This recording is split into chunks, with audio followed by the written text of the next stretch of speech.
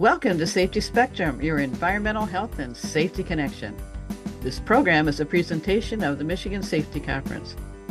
For almost a century, the annual conference has provided credible educational opportunities and valuable support to the safety and health practitioner by offering 120 instructional programs along with exhibits highlighting the latest in safety equipment, instrumentation, and demonstrations. To learn more about the conference, please find us at safetyconference.org. Welcome to Safety Spectrum, the podcast sponsored by the Michigan Safety Conference. I'm your host, Sheila Ide. The Michigan Safety Conference's mission is to enhance workplace safety and health by sharing EHS best practices, provide education, and create a community of experts to help eliminate workplace injuries and fatalities. The podcast today is an interview with the 2026 conference keynote speaker, Dr. Diane Rohlman, whose program Enhancing Safety and Performance Through Total Worker Health explained how both physical and psychological aspects in the workplace impact employee success. Dr. Rohlman is the Associate Dean of Faculty in the College of Public Health and a professor in the Department of Occupational and Environmental Health at the University of Iowa. She also holds the Endowed Chair in Rural Health and Safety. She directs the Healthier Workforce Center of the Midwest, as well as the Agricultural Safety and Health Training Program. Her research focuses on the health effects of occupational and environmental exposures with emphasis on increased workplace risks faced by younger employees. Her studies have examined agricultural workers in the United States and around the world, including research on the effects of pesticide exposure on adolescents and their developing nervous system. She also has studied how lifestyle factors and mental health can impact safety on the job, as well as the effect of intervention directed towards supervisors and workplace policies. Thank you for joining me today, Diane. Thanks for inviting me, Sheila. Glad we could talk. You know, it's interesting. Your research talks about pesticide effect on nervous systems, and now that it seems like the government is backing off on protecting us against some of these chemicals, it might make your job a little more difficult. Well, pesticides are complicated. They're very important for our food crops or, for food storage, for producing crops, but they are designed to kill things. So one of the things when I talk to people is really we need to pay attention and make sure we follow the directions and use them appropriately. And especially those high risk ones where you need to be trained to apply them. But certainly I would recommend we all are cautious around them. They are tools, but they can have adverse health effects. Very good points. Why people have to be licensed to use them, all that good stuff.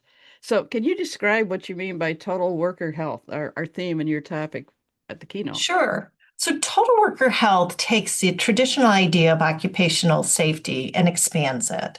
And we've recognized there's a lot of hazards in the workplace. You can fall off ladders, you can be exposed to chemicals or pesticides. You can be caught up in machinery, and we have a lot of good procedures to prevent those from happening.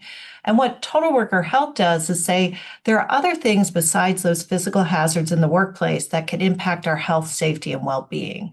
And we need to address those other factors just like we do those physical things, falls, exposures, noise environments. And so instead of just thinking about physical workplace hazards, we expanded to think about psychological hazards or psychosocial hazards. So things like harassment or bullying in the workplace, incivility, maybe a supervisor that hasn't been trained and isn't doing the best job. And then the third piece is to think about how work is organized. So do we have the resources to do our job? Do you have the right tools? Do you have the right training? How is your work demand with the amount of control you have over it? Little example I often use in my classes is, I don't know the age of your audience here, but some of you may remember the show I Love Lucy. And there's a scene with Lucy and Ethel in a candy shop where they're working in a factory. See? And so you see them on an assembly line where chocolates come out of the wall on the assembly line, and their task is to pick them up and wrap them up. And it starts off great. The candy comes out, the chocolates come out, they pick them up, they wrap it, they put it down, and they're both doing fine, they're feeling good, and they look at each other and they're like, this isn't too bad. But what happens is the assembly line suddenly starts to speed up. and they can't keep up with it. And that's how work can be in that environment. And it gets to the point where the candy's coming out so fast, there's no way they can keep up. But then they hear their supervisor come back. And so they're trying to hide it all, putting it in their mouth, their hats and everything. And, the supervisor comes in and says, well, this is great. You're doing really well. And then you'll speed it up through the for the assembly line. So that's just an example of job demands and control not matching up because they can't change the pace of the assembly line. So, a long story, but when we think about total worker health, we want to include all of those factors in. And then we want to think about prevention again, just like we would for physical hazards. So, we talk often about the hierarchy of controls as a way of eliminating or controlling workplace hazards. We can apply that to all of these different things that I've mentioned, with elimination being the best one. Substitution, a different practice, a different procedure, and so on. I would think in the agricultural world, you would not have a lot of control in what you do. And I think it depends on how maybe workers get paid, if they get paid by how much they can deliver, or I'm not sure how else you do it, because I'm sure you've seen a lot of this and their lack of control must be obvious. Well, one of the big lack of controls are agricultural workers, both farmers and our farm workers, is kind of the environment. They don't have any control over that. So if we think about floods, droughts, those sorts of things, that impacts everybody. Depending on your job, you may have flexibility in when you do certain tasks, but if it's harvest time and things need to get out of the field, whether you're driving a combine in a cornfield or if you're picking apples, that can be very dependent on the weather, and that usually is a very limited time. So, in those situations, we want to look at how we can support people to get through those times. One of the other tenets of total worker health that we really focus on is the idea that these interventions or control strategies need to be at the organizational level, not the individual level.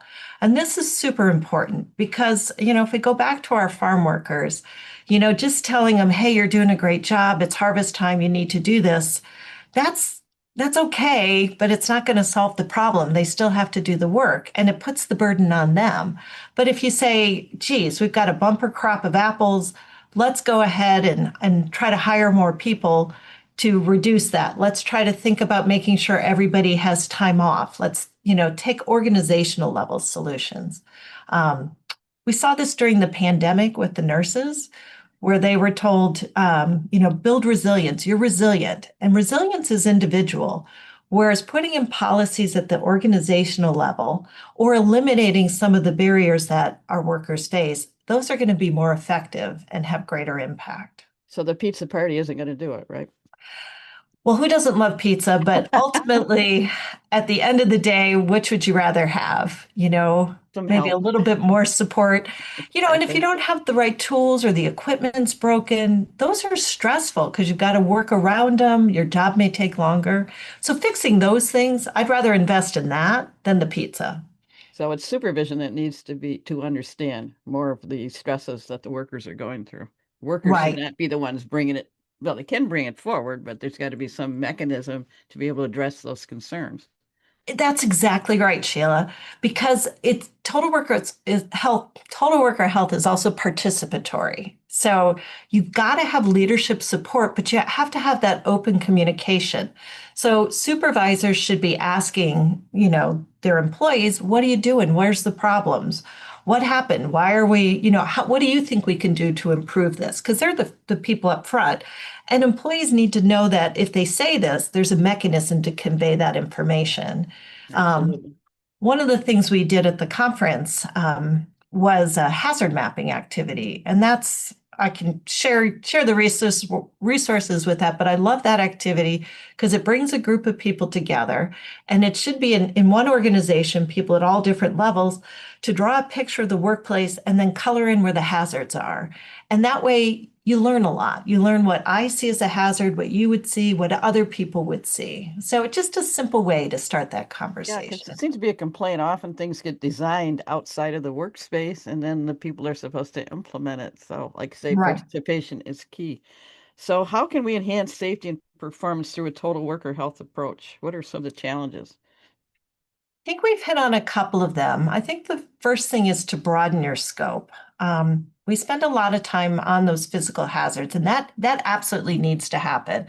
Because if you have an unsafe workplace, it doesn't matter what sort of resilience or pizza parties or communication you do if you don't listen to them and address those hazards. So that's the first one. And then look at what's the root causes. Because I may think that, we're getting a bunch of back injuries because people are lifting heavy things, when in reality, it may be that the equipment's not at the right height for them. So don't just assume. That's where you talk to people and get at those root causes. And again, not the individual level. This seems kind of silly, but I'm having my bathroom redesigned. I mean, it's been like that for 40 years, and all of a sudden I find out countertops are higher than they used to be. It's like another 6 inches. I go, I didn't even think about that. So these things we just adjust to, adapt to, rather Mhm. than realizing it may be detrimental to, bending over, what have you, ergonomically. So I want to switch the gears a little bit. What's the philosophy behind the Healthier Workforce Center of the Midwest, and who's involved in that? So the Healthier Workforce Center of the Midwest is one of 10 NIOSH-funded total worker health centers of excellence. We were first founded in 2006. We were one of the 3 centers who were founded in the initial call for center proposals. And since then, we've expanded from an Iowa-based center to focus on Federal Region 7, which includes Iowa, Nebraska, Missouri, and Kansas. And we, as you know, since I was just in Michigan, we also, leave our region and go outside the state. But we have expertise in occupational medicine, injury prevention, communication strategies, which is important, evaluation, business side. One of our projects is focused on supervisors of remote workers. We've done a lot of work with the construction industry here in the Midwest, focusing on mental health, suicide prevention, and substance use. And what we like to do is we have research projects addressing these problems, but we also do a lot of outreach and education. And so knowing that people have busy lives, our outreach team really focuses on short sound bites, 10-minute podcasts or short videos on a specific topic. We've also do some trainings and other stuff. And our whole goal as a center that's funded through NIOSH is to disseminate those to employers, and these are free resources, so anybody's welcome to use them. Can we expand a little bit? What has triggered, do you think, the emphasis on mental health? I mean, it's always been there, but it seems to be a hot topic the last several years. We're starting to realize. I think a couple of things are aligning. Probably the first one is we're seeing a lot more deaths by suicide. Instead of decreasing, they have been increasing, and they're higher in rural areas, they're higher among men, and then they're higher in certain industries. And so if we look at the industries where we see the highest rates of deaths by suicide, it tends to be those ones like construction or mining or transportation that have male-dominated industries, very physically demanding work, and less of those organizational supports. So if you think about construction, it's a tough guy industry. They build things, they get things done, and that's the culture. It's macho, and that's really important when we look at some of the skyscrapers or the houses that are built. But it's also an industry that has seasonal work because you can't be outside building houses in the winter. So there's a period of unemployment. You may or may not have health benefits. I know some organizations may opt for a higher pay raise versus paid sick leave. And so if you get injured on the job, because it is very dangerous, it also has high injury rates, you may not take time off. And that leads to additional stressors. Also, a lot of times people travel and live away from home while they're working on a job site. So that takes time away from family and creates stressors between home and work. So kind of all of those factors go together, and access to care can be really hard, especially if your benefits doesn't cover it. So this kind of goes back to, so I can say, hey, John, construction worker, you need to focus on building resilience and mindfulness, and let's do some meditation. But that's not going to solve the fact that maybe John got injured on the job. Maybe John's working away from his family. He's getting pressure from the boss because they're behind schedule, can't hire enough workers, and those are the things that we need to address, and kind of makes my point about that organizational level solutions, really focusing on that.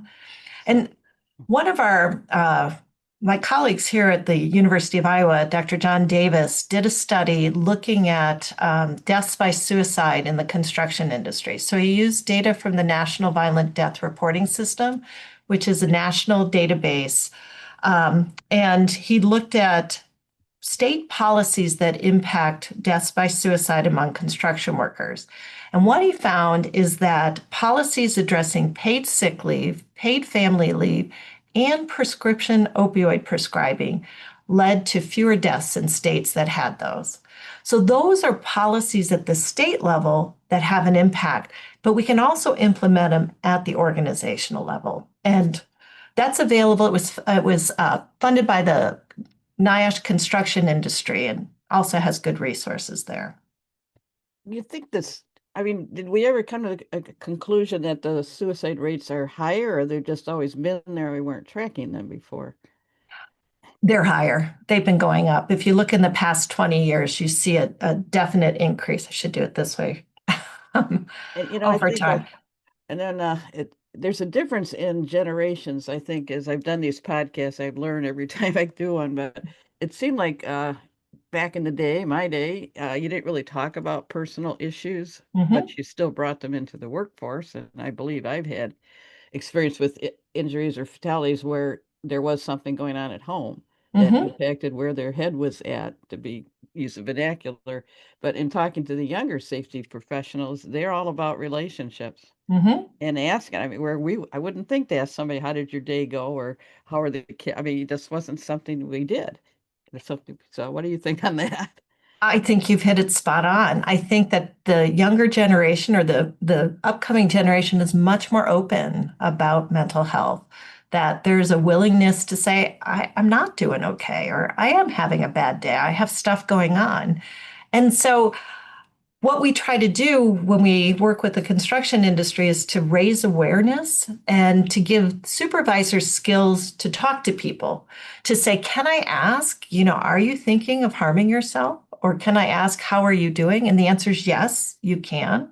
But also then knowing where to help them get support and find treatment. And one of the things we do is we hand out, this was developed with the Associated General Contractors of Missouri, are medallions with the 988 hotline on it. Because sometimes it's not easy to talk about it, or you're in a group and you don't want to, but you're like looking at somebody and you're like, they're not doing really well. So just handing them one of those is a way to say, hey, I see you and I notice you. But yes, I love that people are talking about it.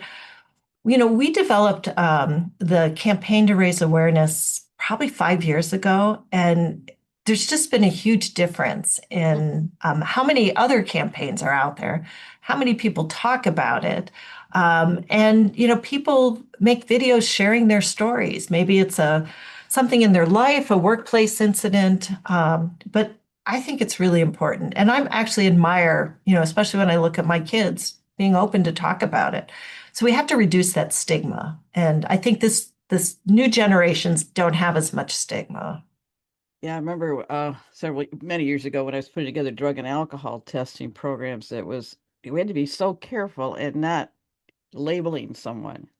So even then we were learning, so basically I would train supervisors, review their activity, just see what they're doing and kind of catch on how they're feeling. You've got to be aware of how they're feeling and don't diagnose somebody. Just say, I don't think things are good right now. Maybe we should have a little trip to the city doctor and just, have them evaluate. Maybe you're not feeling well. Just assume that they're not feeling well instead of realizing they may be using drugs or alcohol on the job, which not too good. Well, safety has to come first always. Yeah. But I think that, substance use is also being talked about more, but it has more stigma than mental health, which is something we do need to change here because if, a lot of people go over a decade after being diagnosed with a substance use before getting treatment. So that's 10 years they're living with that. And they're still going to work in most Yeah, cases. they're in the workplace. Don't they say what, 4 out of 10? I think there was a stat I had years ago were under the influence when they're at work. Might even be Yeah. higher than that. And you said something earlier of having sources that people can go to. We were working at a church dinner actually this week, and a young man came in that looked pretty bad. And he basically said he didn't have any money, didn't have any food, he couldn't find a job. And we're like, at our wits' end, and we gave him everything we could. But you wonder, you try not to judge, but I said we need to create a list of sort resources that we can hand people that come in, that walk in off the street like this. We need Mhm. to be able to, so that's set that up as my goal is I'm going to set up some kind of resource list so we can at least give them something. But you're right, they're usually addicted for many years before. Well, one of the missed opportunities, in my opinion, is using the workplace to help people with substance use disorders and mental health disorders. Because of the stigma around substance use, a lot of times, and it may involve, depending on the substance, time with incarceration, but it's really hard for people to return to work or to stay in the workplace. But work is key because it provides everything you mentioned. It gives you financial security so you can have a place to live, you can have a car to get to work, you can buy food, you can support your family and pay for childcare. But it also gives you that sense of stability and community because it's prescribed. You have to go to work, you have to be there this long, and you have connections with people.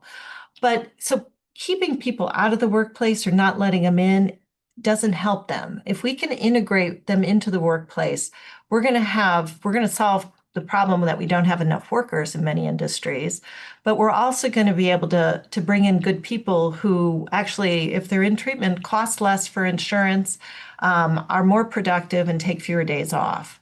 So there's a lot of benefits, but you also have to recognize that substance use, I always use this example. It's not like an ear infection. You don't say, gosh, my ear hurts. I'm going to go to the doctor. Doctor gives you antibiotics, and they say, if you don't feel better in 24 to 48 hours, come back, I'll give you a different prescription. And sure enough, you'll have it taken care of and it goes away. But substance use doesn't. There are relapses to be expected. There are different treatments that may need to be taken during the workday. There maybe needs to be a flexible schedule to integrate back. So workplace accommodations are important. Fair chance hiring practices where you don't look at a background check until you've made the offer. So you don't exclude somebody based on prior work. You look at their skills there. This is what we call recovery friendly workplaces. And, I think that the employers can play such a huge role in addressing this. And as we just talked about, people are already in the workplace, but if there's no stigma and they can have the time, they can get treatment and still remain in the workplace. And you don't lose a good employee. That's Yeah. you know, I'm currently working on some proposals to do that here in Iowa. So it's top of mind for me today. Well, that was actually one of my questions is what you meant by recovery friendly workplace. And I think that's what you're describing. Yeah, it's kind of, if you think of it, it's really having a safe workplace. So we talked about all those physical and psychological hazards. If you're stressed because your boss is yelling at you and you have too much to do, what are you going to do outside of work? You might self-medicate. You might go out to the bar, have a couple of drinks. What if you get injured? You may get a prescription pain medicine, but if you don't have sick leave, you're going to maybe take a couple to get through the day. So you can see where this can get you in a bad situation. So we got to eliminate those hazards and think about those organizational things. But then we want to think about how do we keep people in the workplace with letting them have flexible accommodations and then also getting people to re-enter. So people who haven't worked for a while, but get them to work.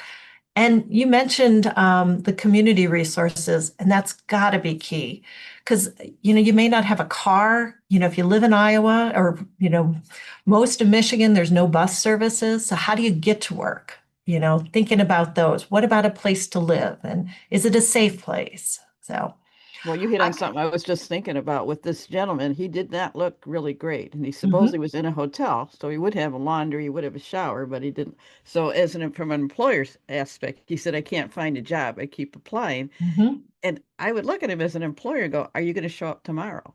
You're mhm, going to show up, come in today, get money, and then are you going to show? So that is a problem. So these resources have to be key in trying to place people and give them the support they need. And we don't have enough of that. That's for sure. mhm. And we need to make the connection between the two. That's, the employer at the end of the day does have a job to get done. They have to meet goals and do things, and safety has to be a priority. But how can we do a warm handoff with community resources or provide them through our benefits program or employee assistance programs? Yeah. So if they've Thinking got a about that. support system coming in, Mhm. it would be great as well. So what should employers be emphasizing and how can employee benefits implement total workforce health in their workplace? I think the first step is to recognize the other conditions of work that impact health and safety. And so that's moving beyond those fall hazards, noise hazards, chemical exposures to think about workload, demand, scheduling, supervisor support. And there's a lot of research behind these things that show it impacts people's well-being.